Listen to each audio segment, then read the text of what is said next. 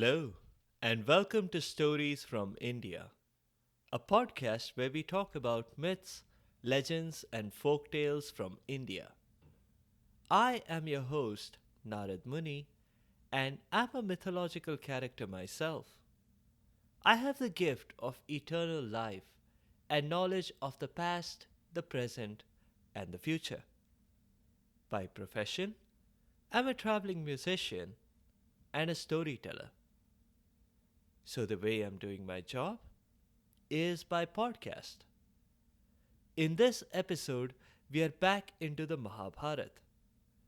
I know we did the Mahabharat just 3 episodes ago, but some of you specifically requested this story. So here we are. Before we jump into today's story, here's a really quick summary of what has happened so far. Bhishma, the crown prince of Hastinapur, gave up his right to the throne and his right to have any children, just so that his father could marry Satyavati. One tragedy after another, Satyavati, Bhishma, and Satyavati's two daughters in law were the only surviving members of the dynasty. And Vyas, the author of the Mahabharat, was revealed to be Satyavati's secret son. Vyas worked out some magic, which resulted in 3 boys being born. None of the 3 was perfect. Pandu had health issues all his life. Dhritarashtra was born blind. And Vidur was perfectly healthy, but his mother was not a princess, and that seemed to rule him out.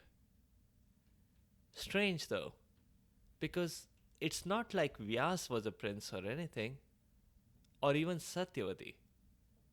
She had just been a blue collar worker who was a ferry operator and the daughter of a fisherman. But Pandu was chosen to succeed to the throne. And as emperor, he got to have 2 queens, Kunti and Madri, as opposed to Dhritarashtra's only wife, Gandhari.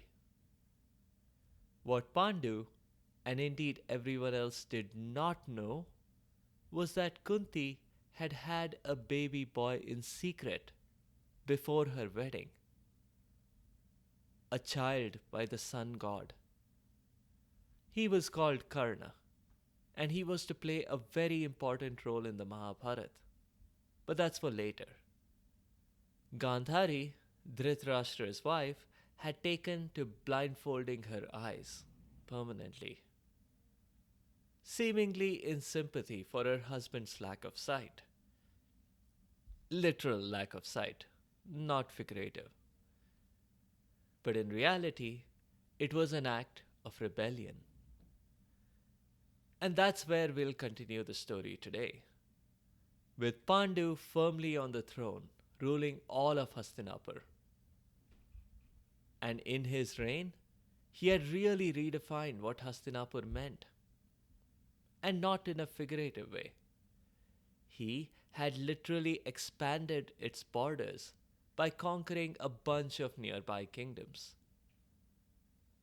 All of those kings would have resisted, but frankly, they decided it was easier to give up than to pick a fight with Pandu. It wasn't the thought of fighting Pandu that scared them off. What terrified them was seeing Bhishma's name when the lineups for the battle were announced. 9 times out of 10, the kings just forfeit their battles. Every one of them had grown up on scary bedtime stories of how Bhishma had humiliated their dads and uncles and grandpas at a Swayamvar back in episode 83. Bhishma was pretty much the Gabbar Singh of his day, at least as far as scary bedtime stories were concerned. And so it was that Pandu became fairly bored of his life. He had no real challenges, nothing to do. All he wanted was something interesting, maybe a decent battle. Was that too much to ask? But with the way various kings kept chickening out, he had nothing to look forward to. If books and magazines were a thing back in the day, he'd have tried them. He did try his hand at sports, but when you're emperor, they always let you win. For example, he had tried cricket, but in the very first match, he had scored over 1,000 runs in a single innings and taken all 10 wickets. Bored out of his wits, he had even tried his hand at crocheting. But it's not a hobby to pick up all by yourself. And Kunti and Madri much rather preferred to crochet together. He would only slow them down. On his 100th walk around the palace, he passed a statue of himself, standing over a deer he had hunted. He recalled those times fondly. Oh, what he wouldn't give to go deer hunting again. And why shouldn't he? He had earned it. He had done more in a few years than most emperors in their lifetime. He could retire early. Of course, Dhritarashtra could handle the kingdom. With Bhishma by his side, even a rock could rule the empire. And I don't mean the rock, as in Dwayne Johnson, who I'm sure could be an excellent emperor, if he only wanted to. So Pandu decided that's what he would do from today: hunt deer. He changed quickly into his hunting clothes and went looking for his wives. He did not find them for a long time, until finally he realized where they would be. After a moment's hesitation, Pandu marched into the crocheting room, and that's where they were, enjoying hot crumpets and conversation. Ew, what a ridiculous hat! Exclaimed Madri. What's wrong with it? Snapped Pandu, more out of anger that he had been excluded from yet another crocheting party. It's a deer stalker. It's called that because I'm going to stalk deer. It's the latest fashion. It only looks like you're trying to copy someone, like a wannabe Sherlock Holmes, said Kunti. Thank you for the unnecessary and unrelated literary reference, said Pandu. Now, on to more important things. Do you want to join me in hunting deer? But neither of them did. So Pandu went off on his own, a bit grumpy, and that may have played a role in what was to come next. Pandu was in the forest. He had tied his horse and was creeping about on foot, looking for deer. His anger gradually faded away, as he was now completely engrossed. He was listening for any signs of activity. And then he heard it. The soft patter of hooves on the forest floor. 2 deer. Looked like they were husband and wife. Not that they were carrying a marriage certificate or wearing wedding rings, but one could tell easily enough. The stag was carrying shopping bags on his antlers. Pandu readied his bow and aimed an arrow carefully at the stag. The stag didn't move. It seemed busy in conversation with the doe. Pandu let fly an arrow. Bingo! It hit the deer on the first try. Hooray! Shouted Pandu and jumped for joy. He pranced over to where the stag had fallen, and when he got closer, he could not believe his eyes. A two in one! I got a two in one! He screamed for joy at the sight of his single arrow piercing both the stag and the deer. Kunti and Madri are not going to believe me unless I get a picture. He looked around him. Now, where's that royal Instagram painter? Finally, he spotted the chap, who was on foot, carrying an easel and a huge box of paints, and laboring under all that strain. Hurry up and begin painting before they attract flies, Pandu said. If I see a single fly in my picture, you're going to pay for it. And I don't want any fancy filters on this painting. Just paint the essence as you see it. The struggling artist set up his tools and began quickly. As Pandu stood there, speculating the newspaper headlines the next day, he heard a groan. He looked down to see the stag was talking. And to his utter surprise, it spoke with a human voice. Allow me to introduce myself. I'm Kindama. And I understand I'll be your dinner tonight. But you are not going to enjoy it when I tell you that I'm not really a deer. I figured, said Pandu hesitatingly. Is there anything I can do for you? I didn't know you weren't a deer when I shot you. I can call an ambulance. I don't know any CPR, but I can get help. Stop panicking, said the stag. It's too late for that. But it's not late enough to play the blame game and punish you. I'm going to curse you. You're going to remember me until the end of your life, which I'm happy to report is right around the corner. You will not be friendly with your wife. If you do, you'll both die. No, wait. Tell me more. Is there a way to undo the curse? Always thinking about yourself. Me, my curse, my arrow, my painting. Okay, said Pandu. Let's not talk about me. What was the name of your wife? Who is your next of kin? She doesn't have a name, said the stag. She's just a deer, not like me. And with that, the stag passed away.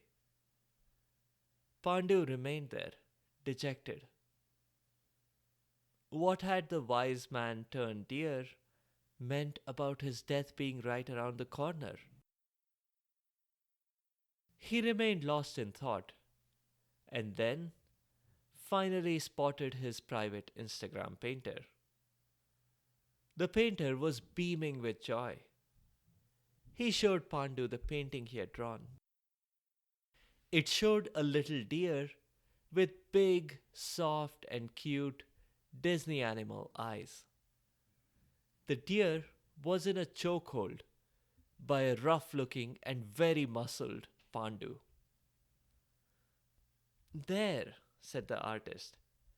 I've captured the essence of the scene, wouldn't you say? Now, if you like, I can run off 1,000 copies and dash them to every public square by this weekend. I don't really want to share that on social media, replied Pandu. he was not smiling. In fact, he thought he could never smile again. His life was almost over. He could never be friendly with Kunti and Madri. And in his final conversation, he had been grumpy with them.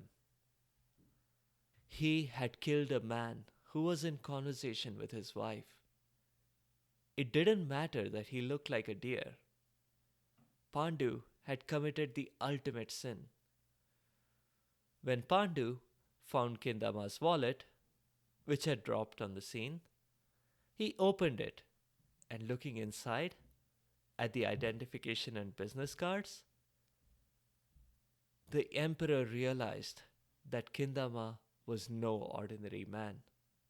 He was a Rishi, a holy man. To kill a holy man was worse than anything people could imagine. Pandu resolved to go back to his palace and resign his post. Ex-emperor, ex-deerstalker, he was now going to be Pandu the hermit. His brother Dhritarashtra could be emperor permanently if he wanted to. Dhritarashtra, meanwhile, was not in the best of moods. He had been tired of hearing Gandhari's constant nagging. You see, Gandhari was expecting, which was great news. Except, something seemed to be wrong. She had been carrying the baby for 2 years now, which was certainly longer than any gestation period on record for a human. But Dhritarashtra was unsympathetic. He wasn't the one who had to carry a baby around all the time. He was tired of hearing her go on and on about the subject. He even suspected that maybe she wasn't really expecting after all.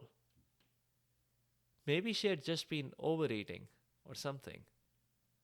Maybe it was a tumor, he thought.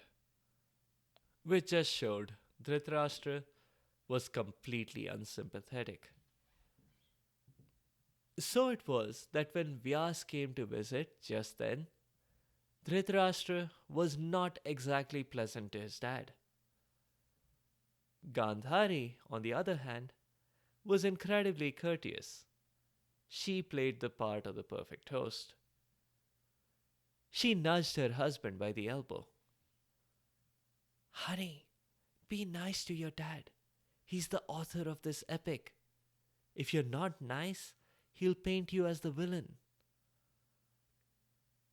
But Dhritarashtra didn't care.